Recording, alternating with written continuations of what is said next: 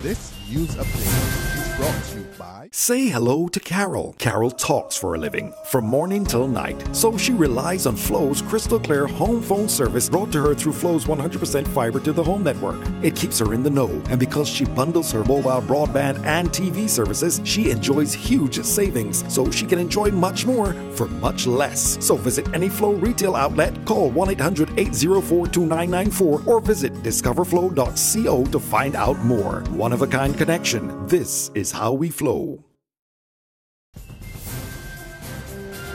This is the Barbados Today afternoon news update for Friday, May 27th. Thank you for joining us. I am Mary-Claire Williams. Health Minister John Boyce is promoting a holistic approach to health care on the island. Minister Boyce says this is important given the latest developments in the health sector. He was speaking at the World Health Assembly in Geneva earlier this week. Although we continue to measure our basic healthcare barometers, we still have to engage now in reaching out to other parts of the society, the question of violence, the question of families, the question of education, exercise, trade, because we've got to start dealing with the imports that we bring into our countries, especially for food. If we're going to move to a nutrition-based fight against NCDs, we need therefore to incorporate all of these agencies, especially trade, into our future agenda. Boyce added that the fight against non-communicable diseases continues to be a top priority for his ministry. Non-communicable diseases accounts for a significant part of our annual healthcare budget. We need therefore to work around all aspects of it. We have to recognize, of course, that funding may not be as available as it would have been many years ago, and indeed a number of our countries are being asked to look within our own funding programs and create that space by being more efficient and create that space so that there is money available to continue to improve our services to the people. The island's main ice cream manufacturer is reporting an 8% increase in revenue for the first half of the financial year, which ended on March 31st. But Executive Chairman Edwin Thirlwell says future sales remain uncertain. He told a recent media conference that although BICO remained the market leader, it has been pulling out all the stops to maintain and grow market share in the face of strong competition from imported brands. BICO's unaudited half-year financial statements noted that almost half of the company's sales were achieved through its mobile fleet, which moves through communities around the island. A local pastor wants gospel artists to promote the nation's values in their music.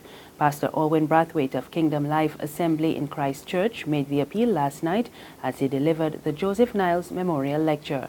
The lecture was part of Gospel Fest 2016. Pastor Brathwaite pointed to the late Niles and the father of independence, Edward Barrow, as examples to follow. As we enter into 50 years of independence, which bespeaks self-governance and not control, it is time for our Barbadian gospel artists to think, how can my singing, writing, arranging, playing, and living do credit to my nation wherever my music goes? The fathers of independence and gospel music seem both intent on packaging their message in a manner that allowed it to carry a unique Barbadian brand. Is this to say that the Barbadian gospel artists must be restricted to genres of music only of Caribbean nature? Not at all. There's regional and international news after this short break.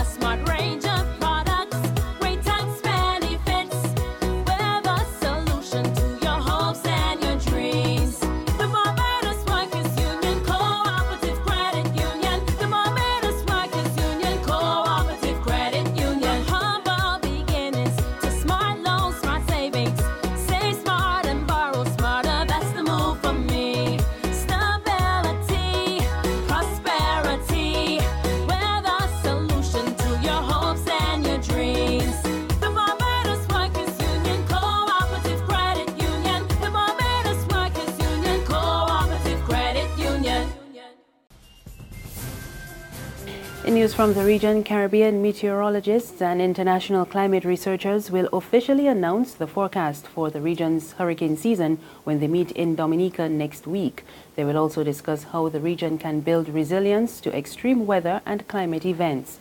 Meteorologists say the disaster risk reduction and health themes for this year's conference are significant following the passage of Tropical Storm Erica in Dominica last year, which caused millions of dollars in infrastructural damage and claimed several lives. The hurricane season runs from June 1st to November 30th. In St. Lucia, the Chief Education Officer says the upcoming general elections and CSEC exams can be held on the same day. Prime Minister Kenny Anthony was criticized earlier this week by the National Youth Council and the opposition United Workers' Party for setting the election day on a date where exams will be held at several polling stations. We get more in this report from HDS News Force in Castries. The UWP contends that a number of the island's secondary schools are being used as polling stations. Therefore, the perceived scheduling conflict could cause some disturbance to students. Dr. Kenny Anthony and by extension the SLP are accused of showing little regard for education. Chief Education Officer Marcus Edward, however, indicated that the numbers sitting the food and nutrition and additional mathematics scheduled for June 6th do not exceed 40. That said, the CEO, noting that it is a small figure, says the show will go on. I had a meeting convened with the Secondary School Principals Association and the members on Friday, and the matter was brought to their attention. The principals unanimously, I would say, indicated that there was not going to be an issue if there were clearly demarcated areas where the exams would be held and the polling areas. So there would have been clear demarcation of those. On the international scene, U.S. President Barack Obama today became the first sitting American leader to visit Hiroshima since the World War II nuclear attack. Obama says the memory of the world's first nuclear bombing in August 1945 must never fade. However, he did not apologize for the U.S. attack. 71 years ago, on a bright, cloudless morning, death fell from the sky and the world was changed. A flash of light and a wall of fire destroyed a city and demonstrated that mankind possessed the means to destroy itself. And finally, protests against labor reforms in France intensify. There are several fuel shortages in the country as refineries are blocked. We get the details in this BBC report. On the streets of Paris, police and protesters clashed as France's labour strike grips the country. The unions are digging their heels in over the proposed changes to working hours and conditions. These violent clashes are not widespread and travellers should be able to avoid them. However, people and vehicles may not be able to avoid long queues for petrol. The Foreign Office is advising British drivers they may not be able to fill up jerry cans and fuel rationing may be imposed. 50% of petrol stations are affected, particularly in the north and west, and as many as 80% are reporting shortages in the areas around Paris and Nantes.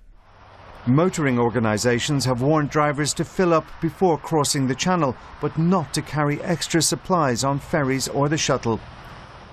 French railways say there may be some local disruption, but say it's not widespread, and cross-channel ferries are running as normal this morning.